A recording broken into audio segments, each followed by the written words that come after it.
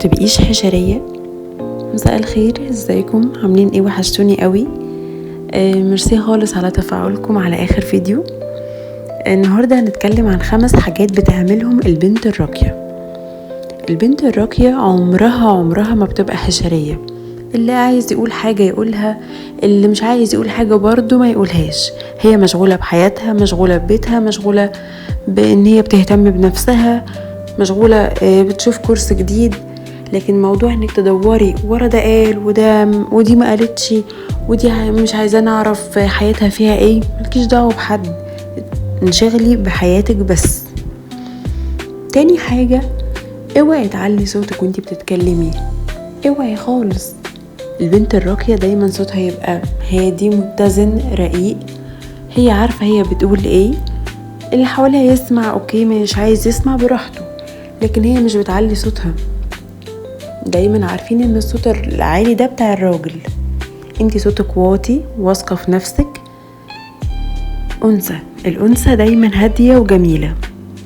تالت حاجة، ظبطي جسمك، اعملي دايت وتمشي، العبي رياضة. جسمك لو في مثلا وزن زايد، ده ممكن يكون مش احسن حاجة للبنت الراقية. لازم جسمك يبقى ممشوق ومشدود.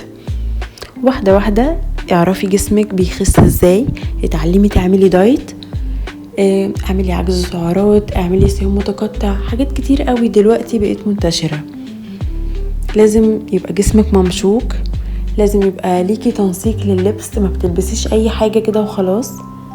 تنسقي لبسك وتنسقي الوانك وتشوفي ستايلينج اكتر، تتعلمي.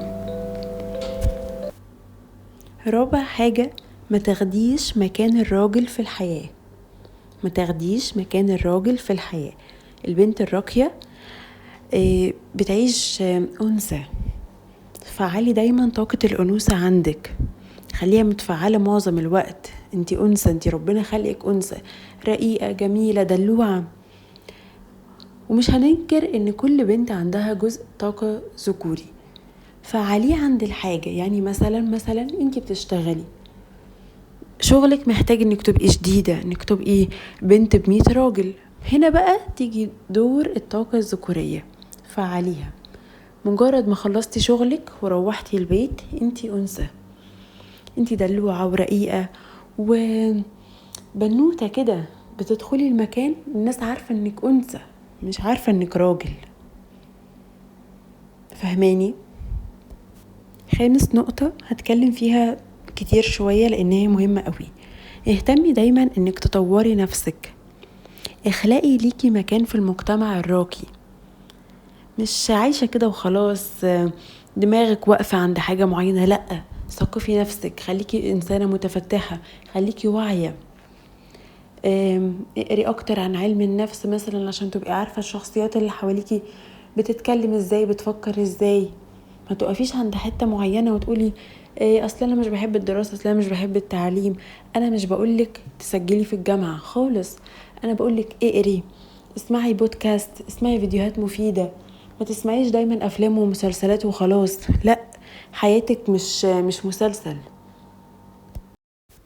ثقفي نفسك اكتر، اقري كتير عن حياتك، وعن ازاي تشوفي نقط ضعفك ونقط قوتك، واستخدمي نقط قوتك عشان تعالجي نقط ضعفك. انا في فيديو حلو مجهزه لكم على نقط الضعف ونقط القوه، لو عايزين انزله بسرعه اكتبوا لي في الكومنتات.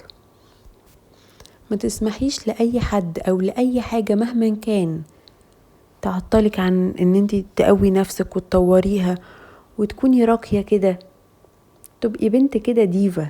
عارفه يعني ايه بنت ديفا؟ يعني مش بتقول اي كلام، مش بتقتنع باي افكار كده وخلاص، لا. بتشوف هي شخصيتها ومبادئها عامله ازاي، وبتشوف بتنقي الكلام قبل ما بيدخل لعقلها، بتفلتره. البنت الديفا الراقية مش بتمشي ورا الترند، ورا ده لبس ترند مثلا بس هو مش لاقي عليا، مش مشكلة هلبسه، لأ. البنت الديفا مش بتعمل كده. اخلقي لنفسك مكان في المجتمع الراقي، ما تتنازليش انك تكوني بنت راقية. هستنى تعليقاتكم وقولولي لو في افكار تانية انا نسيت اقولها. Thank you for watching.